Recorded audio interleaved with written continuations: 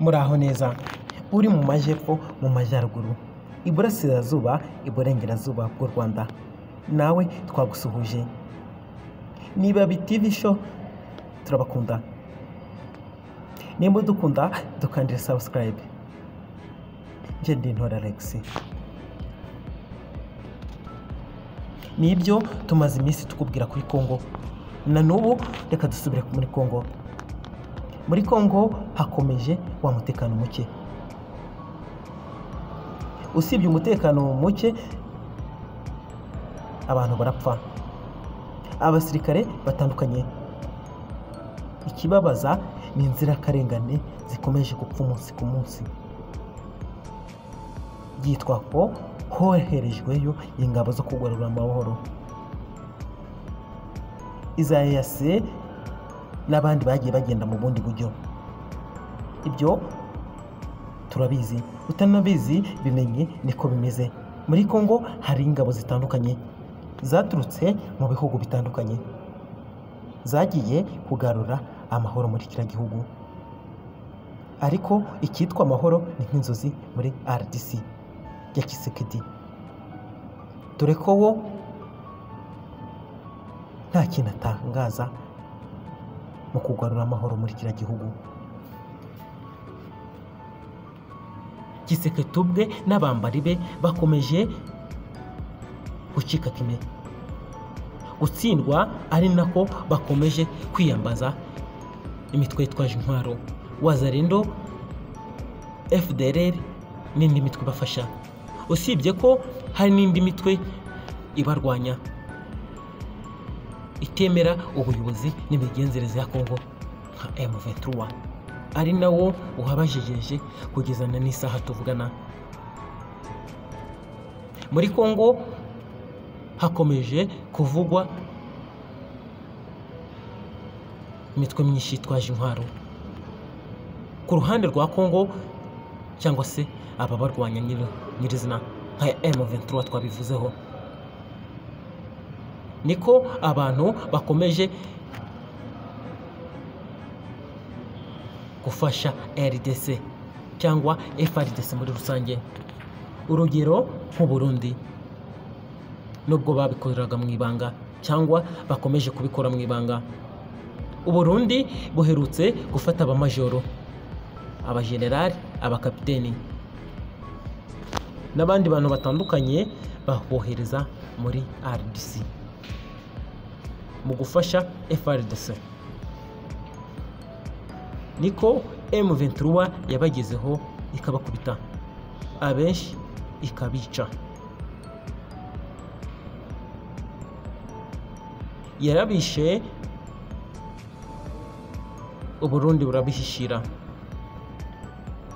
bubihishiye itangazamakuru riragoboka. Nuko izo nkuru twazimenye, abantu cyangwa imiryango y'aba bantu niko yatangiye kumenya ko aba bantu bapfuye. Abasigaye twumvishe inkuru yuko abasirikare basigaye, turavuga mu Burundi, batangiye gutabaza ati twakamanitse amaboko, kuko batangiye kurira ati M23 iratwica, ati ndiriwe ariko sindaramuka, ndaraye ariko sindirirwa. Ingabo z'u Burundi zari muri Kivu y'Amajyaruguru zatashye. Reka twigarukiye kuri inkuru noneho rero. Kuri iki cyumweru tariki ya 10 Ukuboza 2023, umugaba mukuru w'ingabo za EAC zoherejwe mu burasirazuba bwa Repubulika ya Demokarasi ya Kongo, EAC-RF, Major General Alfred Gihugu, ari kumwe n'aba Brigadier General Emmanuel Kaputa, Girowogir Ndorarigonya, Michael Kibuye, Colonel Joke Achek n'abandi. Basezeye ku ngabo z'u Burundi Bricon. zatangiye kuva muri iki gihugu nyuma y'iza Kenya na Sudani y'Epfo, mu gihe iza Uganda nazo zahawe amabwiriza yo gutangira kuhava. Kugenda kw'ingabo z'u Burundi zari muri EACRF bijanye na gahunda yo gusohoka kwa EACRF yagejejwe ku bagaba b'ingabo. Abakozi mu nama idasanzwe yabaye ku itariki ya 6 Ukuboza 2023. Iya Arusha yabaye nyuma y'amabwiriza yatanzwe mu nama ya 23 idasanzwe yo ku itariki ya 24 Ugushyingo 2023. Umugaba mukuru wa EACRF yashimye izi ngabo ku mikorere myiza no kwiyemeza gushyira ingufu mu gushaka amahoro.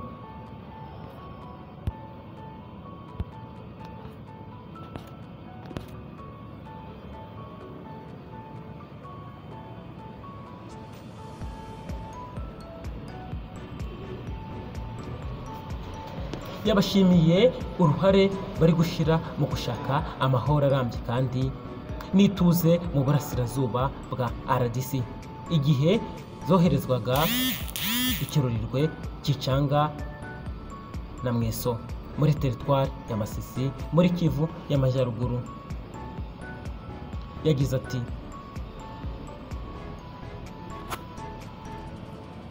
twabohereje tugira ngo bakiri icyo mukora kandi ntacyo twabashinja. Yongera agira ati, koherezwa kwanyu n'izindi ngabo za EAC byatumye ingabo za Repubulika ya Demokarasi ya Kongo FARDC na M23 bagirana amasezerano yo guhagarika imirwano.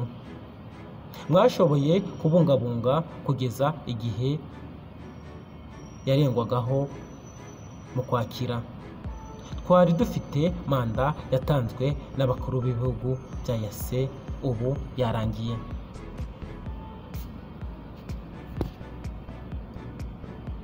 Isengesho ryacu n'ibyiringiro byacu ni uko abaturage ba Kivu y'Amajyaruguru bazashobora kugira amahoro n'umutekano mu bihe biri imbere.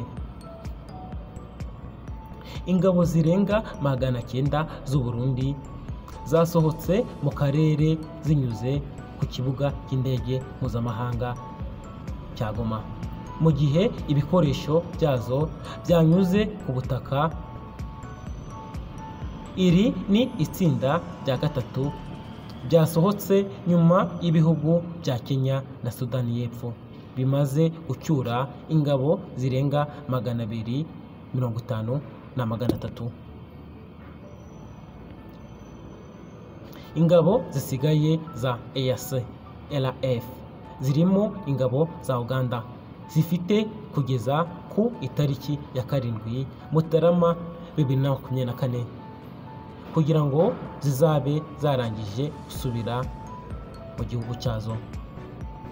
Ingabo z'u Burundi zatangiye gutaha mu gihe zagiye zivugwaho kenshi gufatanya na FARDC n'izindi nyeshyamba n'abafatanyabikorwa mu kurwanya inyeshyamba za M23, ndetse inyinshi muri izi ngabo zirimo abasirikare bakuru zikaba zarasize ubuzima ku rugamba. Mwakoze cyane.